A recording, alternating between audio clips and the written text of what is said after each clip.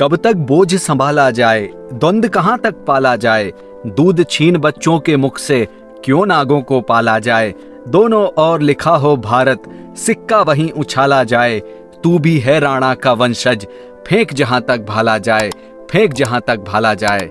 दोस्तों बहुत बहुत बधाइयां एक बार फिर से नीरज चोपड़ा ने ओलंपिक में इतिहास रच दिया है और सिल्वर मेडल पर वहां पे कब्जा जमाया है। हालांकि पूरे देश को उम्मीद थी कि स्वर्ण पदक जरूर वे जीत कर लौटेंगे, लेकिन हर एक एथलीट का दिन होता है और दिन था पाकिस्तान के अरशद नदीम का। उन्होंने एक बहुत ही गजब का थ्रो वहां पे फेंका और 92.97 मीटर का जेवलिन थ्रो वहां पे उन्होंने किया और एक कमाल का प्रदर्शन वहां पे अरशद का वहां पे था।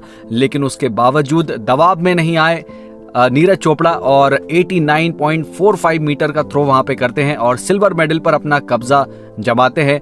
हालांकि कल जब वे खेल रहे थे तो बहुत ही एक संघर्ष का साथ वहां पे दिखाई दे रहा था कि बहुत ज़्यादा जूझ रहे हैं, बार बार फॉल उनका हो रहा था और लग रहा था कि किसी इंजरी से भी वे जूझ रहे हैं, लेकिन हार नहीं मानी, सिल्वर पर अपना कब्जा जमाया। और कहते हैं हर एक स्पोर्ट्समैन का दिन होता है। वहां पर नीरज चोपड़ा ने इंटरव्यू में कहा भी कि आज अरशद का दिन था और मुझसे चूक हुई है, मुझसे ज़रूर गलतियां हुई हैं, मैं इस गलतियों को सुधारूंगा और आगे जाके फिर आप सभी को मैं मौका दूंगा, स्वर्ण पदक जीतूंगा, फिर से मेहनत करूंगा। तो दोस्तों कमाल का ये मैच था और एक बार फिर से भारत को जैसा विश्वास था और पेरिस ओलंपिक में पहली बार सिल्वर मेडल अब आया है। अब जाके यहाँ पे सिल्वर का भी खाता भारत का खुला है, लेकिन उम्मीद थी कि गोल्ड भी आएगा, लेकिन कोई बात नहीं। नीरज चोपड़ा ने एक बार फिर से इतिहास रचा है। पहले ऐसे एथलीट बने भारत के जिन्होंने 2 पदक वहाँ पे जीते हैं, एक गोल्ड मेडल और एक सिल्वर मेडल उन्होंने अपने नाम किया है। दोस्तों पूरा का पूरा परिवार उनका खुश है। उनकी माँ ने काफ़ी ज़्यादा वहाँ पे प्रोत्साहित किया है और कहा है कि नदीम ने वहाँ पे गोल्ड मेडल जीता है, वो भी हमारे बेटे जैसा है। कमाल का स्टेटमेंट वहाँ से आया है। पूरे देश के अंदर हम कह सकते हैं कि एक बार फिर से जश्न का माहौल है। पीएम मोदी ने भी नीरज चोपड़ा को बधाइयां दी है और उम्मीद करते हैं कि जितना भी अब समय पेरिस ओलंपिक में बचा है, भारत के जो भी खिलाड़ी इस समय बचे हैं वे भी वहां पे भारत को पदक जरूर दिलाएंगे। दोस्तों 2020 के टोक्यो ओलंपिक में भारत को स्वर्ण पदक दिलाने वाले एकमात्र खिलाड़ी नीरज चोपड़ा के आज जीवन के बारे में हम बात करने जा रहे हैं। नीरज चोपड़ा एक ऐसा खिलाड़ी जो शायद एक ऐसा एकमात्र खिलाड़ी है भारत के लिए जिसने जेवलिन थ्रो में यानी कि भाला फेंक प्रतियोगिता में स्वर्ण पदक अपने नाम किया और अभिनव बिंद्रा के बाद वे दूसरे ऐसे खिलाड़ी हैं जिन्होंने व्यक्तिगत रूप से ओलंपिक में दूसरा स्वर्ण पदक भारत के लिए जीता है।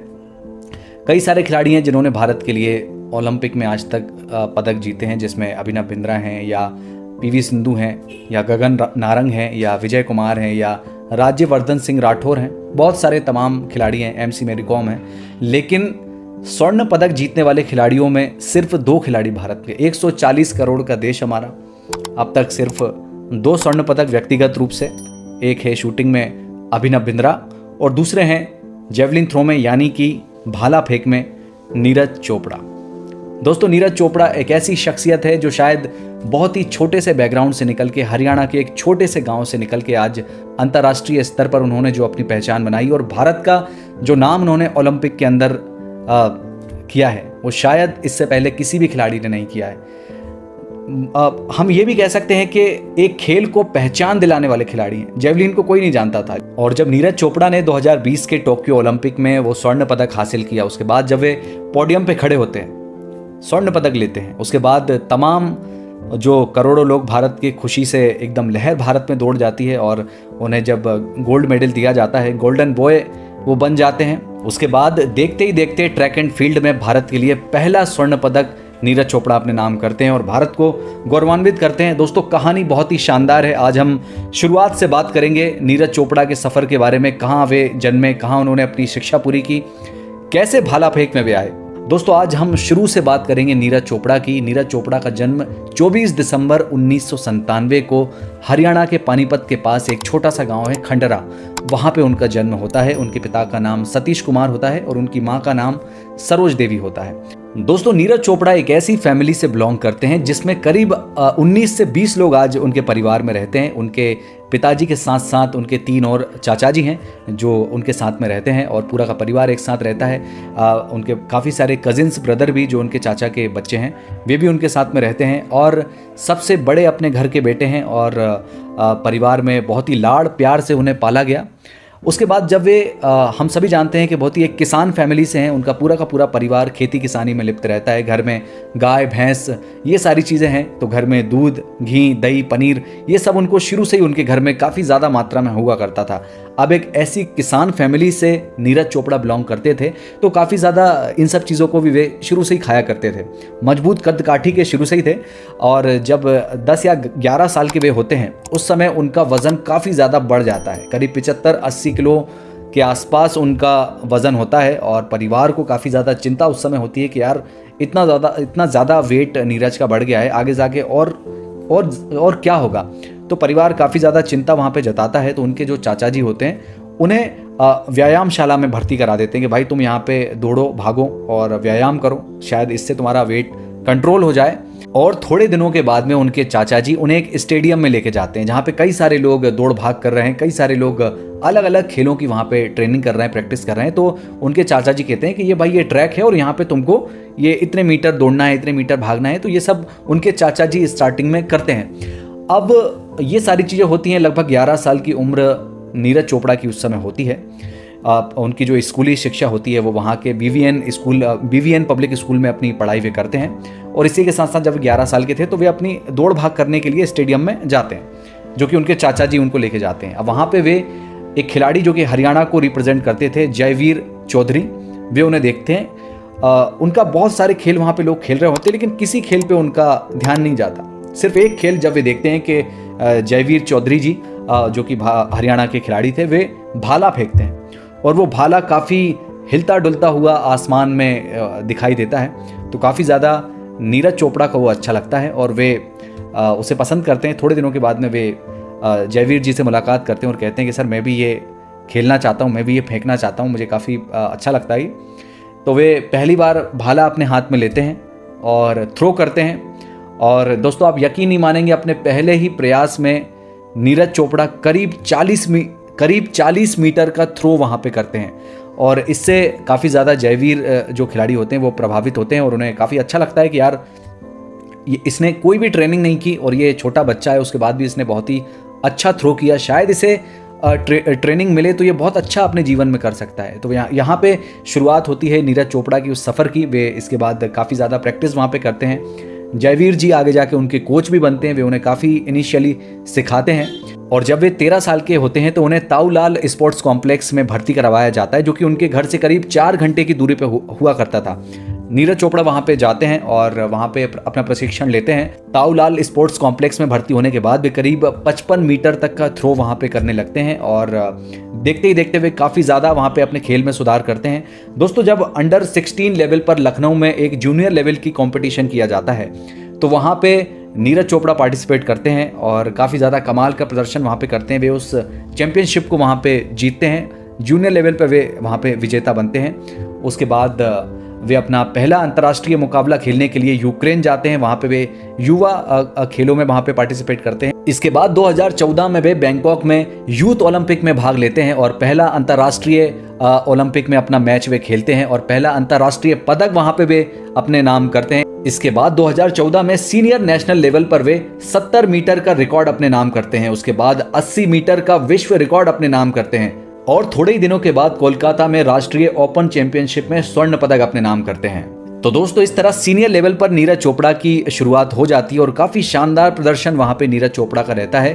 2016 के दक्षिण एशियाई खेलों में वे भाग लेते हैं और करीब 82.23 मीटर का थ्रो वहाँ पे करते हैं, रिकॉर्ड अपने नाम करते हैं, स्वर्ण पदक अपने नाम वे करते हैं। लेकिन दोस्तों 82.23 मीटर का थ्रो करने के बाद भी नीरज चोपड़ा ओलंपिक क्वालिफाई करने से अपने मार्क से दूर रह जाते हैं और वे 2016 के ओलंपिक में भाग नहीं ले पाते हैं, वे वहाँ पे चूक जाते हैं। और उसके बाद काफ़ी ज़्यादा प्रतियोगिताओं में भाग लेते हैं, काफ़ी ज़्यादा राष्ट्रीय अंतर्राष्ट्रीय प्रतियोगिताओं में वे लगातार भारत के लिए स्वर्ण पदक अपने नाम करते हैं, जिसके बाद भारतीय सेना उनके कई राष्ट्रीय और अंतर्राष्ट्रीय टूर्नामेंट से बहुत ही ज़्यादा प्रभावित होती है और 2017 में उन्हें जूनियर कमीशन अधिकारी बनाने का फैसला करती है। उन्हें नायाब सूबेदार की रैंकिंग पर राजपूताना राइफल्स में जूनियर कमिश्नर ऑफिसर की सीधी नियुक्ति मिल जाती है और इसके बाद भारतीय सेना की तरफ से उन्हें ओलंपिक मिशन विंग में शामिल कर लिया जाता है। ये बात 2017 की होती है और जब 2018 में राष्ट्रमंडल खेल आयोजित किए जाते हैं तो वहाँ पे नीरज चोपड़ा का शानदार प्रदर्शन वहाँ पे जारी रहता है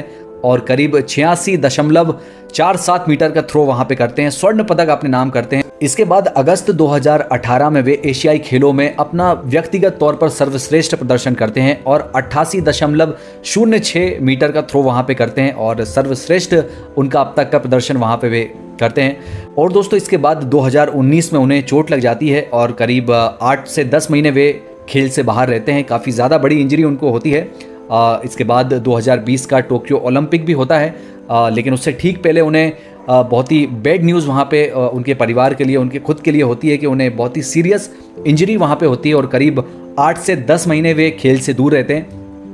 लेकिन उसके बाद जब 2020 में ओलंपिक खेल नहीं हो पाते हैं किसी कारण से, हम सभी जानते हैं, तो वे जब 2021 में उसे शिफ्ट किया जाता है तो वे उसमें क्वालिफाई करते हैं। और टोक्यो ओलंपिक तक ऐसा था कि बहुत कम लोग नीरज चोपड़ा को जानते थे। वे अपने उस खेल को खेलते थे, लेकिन हम सभी जानते हैं कि हिंदुस्तान के अंदर क्रिकेट एकमात्र ऐसा खेल है जिसे बहुत ही ज़्यादा प्यार मिलता है।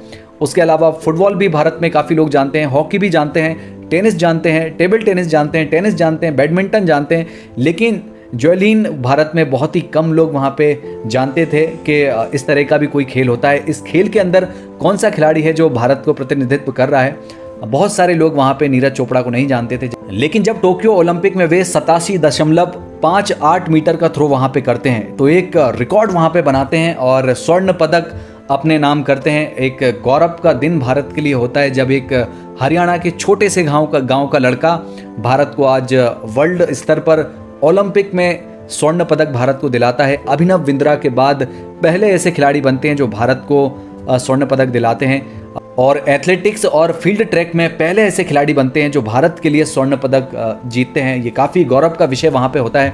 और दोस्तों इससे पहले उनके शानदार परफॉर्मेंस के लिए उन्हें भारत सरकार की तरफ से 2018 में अर्जुन पुरस्कार से वहाँ पे सम्मानित किया जाता है। और जब वे टोक्यो में भारत को स्वर्ण पदक दिलाते हैं उसके बाद काफ़ी सारे इनाम की बरसात उनके ऊपर हो जाती है। कई सारी सरकार स्टेट गवर्नमेंट की तरफ से उन्हें करोड़ों रुपए वहाँ पे इनाम के तौर पे दिए जाते हैं। BCCI की तरफ से उनको करोड़ों रुपए का इनाम दिया जाता है। इसके बाद इंडिगो की तरफ से उन्हें फ्री फ्लाइट उनकी कर दी जाती है। तमाम लोग उन्हें जानने लगते हैं। दोस्तों नीरज चोपड़ा एक बहुत ही बड़े सेंसेशन वहाँ पे बन जाते हैं यूथ के लिए, क्योंकि बहुत ही कम उम्र में भारत को अपार सफलता वहाँ पे वे दिला देते हैं और वर्ल्ड स्तर पर भारत को एक अलग ही पहचान नीरज चोपड़ा वहाँ पे दिलाते हैं। दोस्तों इसके बाद नीरज चोपड़ा को भारत सरकार की तरफ से मेजर ध्यानचंद खेल रत्न पुरस्कार वहाँ पे दिया जाता है और बहुत ही बड़ा सम्मान ये उनको मिलता है। उसके बाद उन्हें पद्मश्री से भी नवाजा जाता है और ना सिर्फ ओलंपिक, उसके बाद भी उनका लगातार प्रदर्शन वहाँ पे जारी रहता है। विश्व एथलेटिक्स चैंपियनशिप में वे वहाँ पे रजत पदक अपने नाम करते हैं। पहली बार वे वहाँ पे रजत पदक जीतते हैं। शायद अंजू बॉबी जॉर्ज के बाद वे दूसरे ऐसे खिलाड़ी बनते हैं जो विश्व एथलेटिक्स चैंपियनशिप में कोई पदक अपने नाम करते हैं। उसके बाद डायमंड लीग फाइनल में वे पहले स्थान पर रहते हैं। उसके बाद विश्व एथलेटिक्स चैंपियनशिप बुडापेस्ट में वे अगस्त 2023 में स्वर्ण पदक अपने नाम करते हैं और पहली बार ऐसा कोई खिलाड़ी होता है भारत की तरफ से जो इस प्रतियोगिता में स्वर्ण पदक अपने नाम करता है। उसके बाद फिर से डायमंड लीग में वे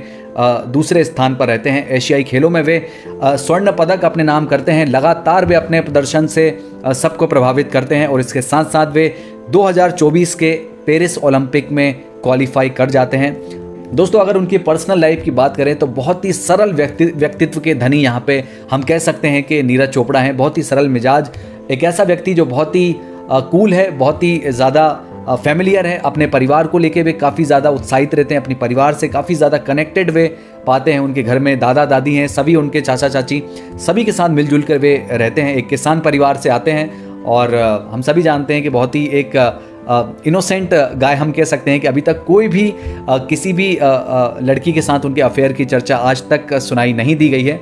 और उनसे जब एक इंटरव्यू में पूछा गया कि वे अब सिंगल हैं या किसी के साथ अफेयर है तो उन्होंने साफ तौर पे मना किया कि नहीं, मैं सिंगल हूं और मैं नहीं जानता कि आने वाले समय में मैं किसके साथ शादी करूंगा, लेकिन मैं जिससे भी शादी करूंगा मैं अपनी ही तरह मेरे लाइफ पार्टनर को चाहता हूं। मैं एकदम ओरिजिनल मेरा लाइफ पार्टनर हो, किसी भी तरह का फेक पर्सनालिटी उसके अंदर ना हो। तो काफ़ी ज़्यादा रियल ओरिजिनल पर्सनालिटी को वियर नीरज चोपड़ा करते हैं और काफ़ी ज़्यादा ऐसे व्यक्तित्व के धनी हैं, हम कह सकते हैं कि जो एकदम भगवान का आशीर्वाद उनके ऊपर है। और अगर दोस्तों बात करें उनकी फिटनेस की, तो वे लगातार बहुत ही ज़्यादा फिटनेस पे ध्यान देते हैं, बहुत ही ज़्यादा वर्कआउट वहाँ पे करते हैं और ट्रेनिंग काफ़ी ज़्यादा करते हैं। 6 से 8 घंटे लगातार वे अपने भाला फेंकने की ट्रेनिंग करते हैं। अपने कोच के साथ में भी काफ़ी ज़्यादा ट्रेनिंग करते हैं। और इसके साथ साथ दोस्तों अगर उनकी बात करें पढ़ाई की, तो वे काफ़ी ज़्यादा पढ़ाई में भी रुचि रखते हैं। उन्होंने चंडीगढ़ के दयानंद कॉलेज से अपने स्नातक की डिग्री भी पूरी की। और इसके अलावा बात करें उनके पास गाड़ियों के कलेक्शन की, तो बाइक का काफ़ी ज़्यादा शौक है। और उनके पास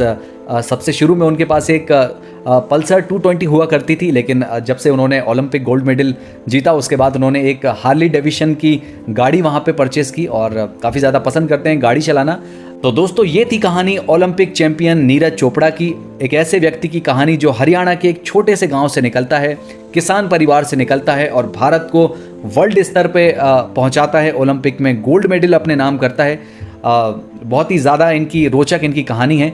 अगर ये वीडियो आपको पसंद आया है तो इसे लाइक करें, कमेंट करें, शेयर करें, वो सब्सक्राइब का बटन ज़रूर दबा लें ताकि हम भी मोटिवेट हो सके आपके लिए और भी खास वीडियो आपके लिए लेकर आ सके।